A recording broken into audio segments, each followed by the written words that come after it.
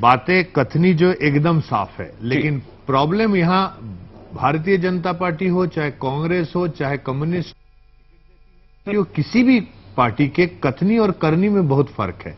ये एक तरफ तो दागियों को टिकट देती है, इन्होंने सही कहा, सुप्रीम कोर्ट अगर इंटरफेयर नहीं करती तो 10 साल 20 साल की सजा पाए हुए लोग हों, चाहे मर्डर किए हो, रेपिस्ट हो, आप गोपाल कांडा को ले लीजिए, उनको असेंबली को हरियाणा के मंत्री थे, असेंबली अटेंड करने के इतने हीनियस क्राइम के बाद मिलता है। मुख्तार अंसारी को ले लीजिए यूपी में, तो पूरे देश में ये स्थिति है।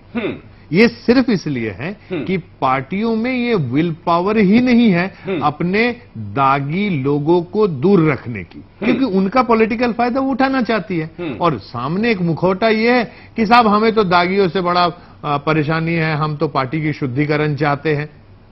अंतरकरण में वो इस पूरे चीज का ऑर्डिनेंस तो आ ही रहा था ना। ये तो एक एक्सीडेंट है, जैसे जीवन जी ने बताया, अल्टीमेटली नहीं आया, वरना तो लालू और राशिद मसूद क्या फर्क पड़ता, अगले साल इलेक्शन जीतते। और सबके लिए सबका अपने अपने टिकट बांटने का मापदंड तय रहता, क्योंकि अब तो सीधा सवाल सदस्यता खत्म होने का आता है प्रज्ञान जी इस बात को, क्योंकि और सदस्यता खत्म होने से बड़ा प्रश्न जो इस प्रावधान का यह आता है कि जिस व्यक्ति को सजा मिली है वो आगामी कितने वर्षों तक भी सजा काटने के बाद चुनाव नहीं लड़ पाएगा, चाहे कितना बड़ा लीडर हो।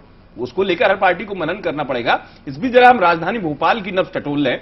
हमारे साथ जुड़ रहे हैं संवाददाता सरस्वती चंद्र हैं फोन लाइन पर।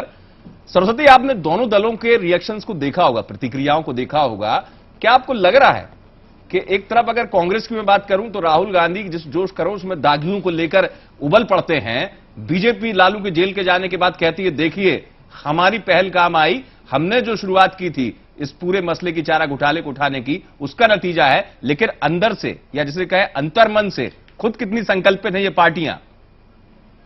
बिल्कुल अमित, साफ बात है। हम साफ तौर पर ये जानते हैं कि राजनीतिक पार्टियां सिर्फ सत्ता की कुर्सी तक कैसे पहुंचे ये अहम रहता है। और अभी तक जो पिछले विधानसभा मध्य प्रदेश की बात करें तो 25% जो अपराध विधायक हैं वो आपराधिक छवि के रहे हैं। और चाहे इसमें कांग्रेस की बात करें या फिर बीजेपी की बात करें या अन्य राजनीतिक पार्टियों की बात करें, सभी में दागी लोग रहे, दागी विधायक रहे, लेकिन कहीं ना कहीं इच्छा शक्ति की कमी है और ये लोग नहीं चाहते कि इस तरह जो दाग है, जो इनके दामन पर दाग है वो दूर हो। और पूरी तरह से ये राजनीतिक पार्टियां इन्हीं दागियों के बाहुबल के द्वारा सत्ता को हासिल करना चाहती हैं। यही हमने देखा है। इलेक्शन वॉच जो है उसमें सर्वे किया था तो उस सर्वे में यही पाया कि कोई भी पार्टी अपने आप को पाक साफ नहीं कह सकती। कांग्रेस में ज्यादा है, बीजेपी में भी कम नहीं है, संख्या दोनों की कांग्रेस की ज्यादा है, बीजेपी की थोड़ी कम है, लेकिन अपने आप को पाक साफ बताने वाली कहीं ना कहीं दागियों का सहारा लेती हैं। और उनको यही लगता है कि बिना दागियों के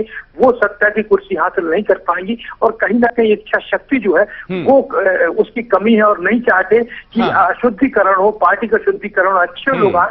यदि अच्छा कोई लोग आते हैं तो उनको दरकिनार कर दिया जाता है। मतलब साफ है कि अभी भी राजनीति में जम के गंदगी और खास तौर से दागियों का जो है वो वर्चस्व है। विधानसभा चुनाव नजदीक है प्रदेश में, उसको लेकर भी पार्टी अपने दागी नेताओं को लेकर क्या धारणा रखती है वो भी मैं आपसे जानूंगा। यहां वक्त ब्रेक का है, ब्रेक के बाद हाजिर होंगे और चर्चा जारी रखेंगे। बड़ा सवाल लगातार जारी रहेगा, शुद्धिकरण जुबान से कब तक चलेगा, यथार्थ की धरती पे कब उतरेगा। जल्द हाजिर होते हैं।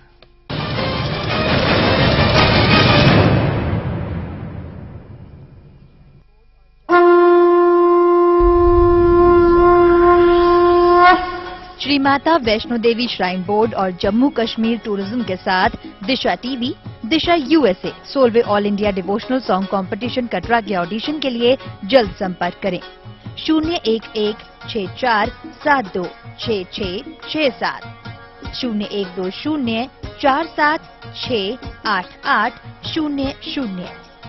Email ID marketing@dishatv.com, info@khabarbharti.tv। Registration के लिए आप हमारी वेबसाइट www.dishatv.com और www.khabarbharti.tv से एप्लीकेशन फॉर्म डाउनलोड कर सकते हैं।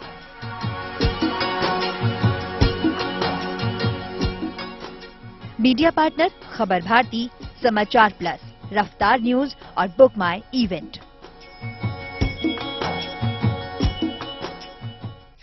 खबरों की भीड़ में ईमानदार खबर, जमीनी हकीकत से खोखले दावों तक, मुद्दों से सच निकालने की कोशिश।